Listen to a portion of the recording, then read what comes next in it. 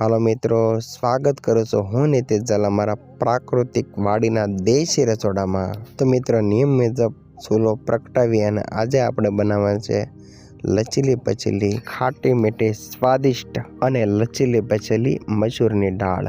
મિત્રો, મસૂર 3 પ્રકારની આવતી હોય છે। મારી પાસેથી ઓરેન્જ કલર વાપરી રહ્યો છું અને લીલા કલર અને થોડી કાળા જ પરથી પણ આવતી હોય છે। પ્રથમ પહેલા આપણે મસૂરની દાળને પાણીની મદદથી સાફ કરી લઈશું। હવે આપણે જે આ દાળ છે ને તેને માટીના વાસણમાં, જે આપણા પરંપરાગત રીતે આપણા બાપ દાદાઓ કહેતા કે ગઢિયાઓ લોકો જે સ્વાદનો આનંદ માણતા, તે જ રીતનો આપણે માટીના વાસણની અંદર સ્વાદનો આનંદ મિત્રો માણવાનો છે। તો ચાલો આપણે પ્રથમ દાળના આંધણનું પાણી મૂકી દઈએ। માટીના વાસણની અંદર આપણું જે દાળનું પાણી ગરમ થાય ત્યાં આપણે શાકભાજી કટિંગ કરવાની શરૂઆત કરીએ અને થોડું આપણું પાણી ગરમ થઈ ચૂક્યું છે તો એમાં જરૂરિયાત મુજબ આપણે મીઠાનો ઉપયોગ કરીશું। 5 થી 10 મિનિટ થઈ ચૂકી છે તો ચાલો એમની અંદર આપણે સાફ કરેલી મસૂરની દાળને પણ આપણે ઉમેરી દઈશું। આપણી દાળ તળીએ ના ચોટી જાય એટલે એક વખત આપણે તેમને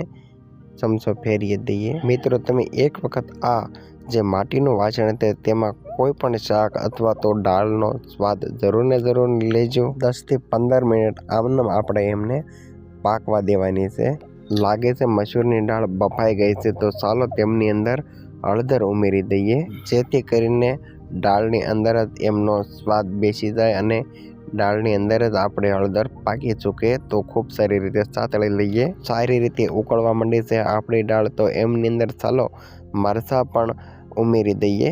મરચાં નાખ્યા બાદ થોડો આદુનો પણ પેસ્ટ કરી અને સારી રીતે એમની અંદર ટેસ્ટ આવતો હોય છે તો ચાલો મિત્રો આપણે આદુ પણ ઉમેરી દઈએ। માટીના વાસણની અંદર સ્વાભાવિક છે ફીણ આવવા આપણી દાળ પાકે ત્યારે। મિત્રો, 2 થી 5 મિનિટ આને હજી થોડી દાળને પાકવા દેવી છે। ત્યારબાદ આપણે કટકી કરેલા ટમેટા ઉમેરી દેવા છે એમાં।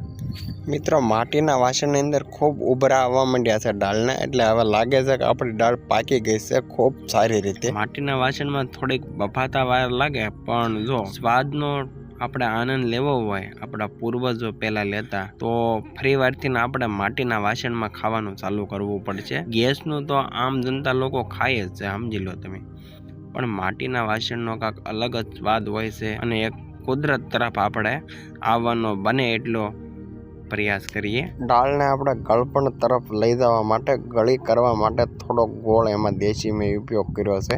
લાગે છે હવે આપણો ગોળ ગળી ગયો છે તો બફાઈને તૈયાર છે આપણી બહુ આછી નહીં, બહુ ઘાટી નહીં એવી આપણી મસૂરની દાળ।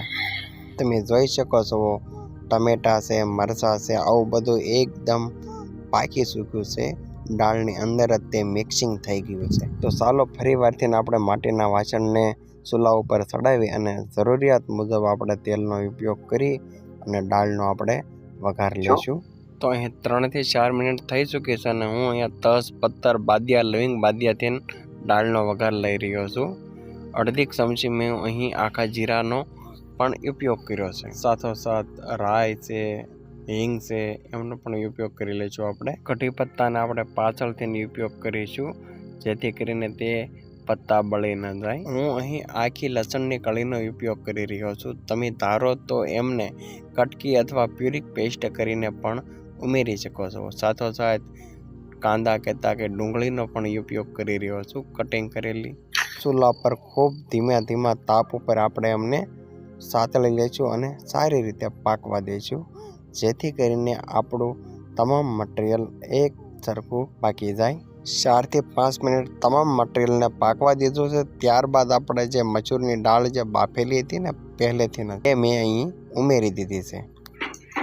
5 થી 7 મિનિટ અહીં હું હવે એમને ખર્ચાવા દઉં છું ખૂબ ધીમા તાપ ઉપર। ત્યારબાદ હવે આપણે જે સૂકું મરચું કહેવાય ને, ચટણી પાવડર, તેમનો ઉપયોગ કરીશું જરૂરિયાત મુજબ। આપણી મસૂરની દાળનો સુપર ડુપર કલર પણ આવી જાય। મિત્રો, અહીં હું લીંબુનો રસનો થોડો ઉપયોગ કરી રહ્યો છું। હા, તમે જો અતિ ખાટું ખાવાનું પસંદ ન કરતા હો તો એ ઓપ્શનલ છે, તમારે નાખવું હોય તો નાખો, ન નાખો તો પણ ચાલશે। થોડું અહીં ધાણા જીરું પાવડરનો ઉપયોગ કરી અને હું ચા લઈ રહ્યો છું. બસ હવે થોડીક વારની અંદર આપણી દાળ મસૂરની તૈયાર છે. મિત્રો, આપણી ખાટી મીઠી મસૂરની દાળ તૈયાર છે, પણ હા, થોડી કોથમરીને ઉપરથી ઉમેરી દઉં જેથી કરીને આપણો એમનો પણ સ્વાદ સુપર ડુપર આવે.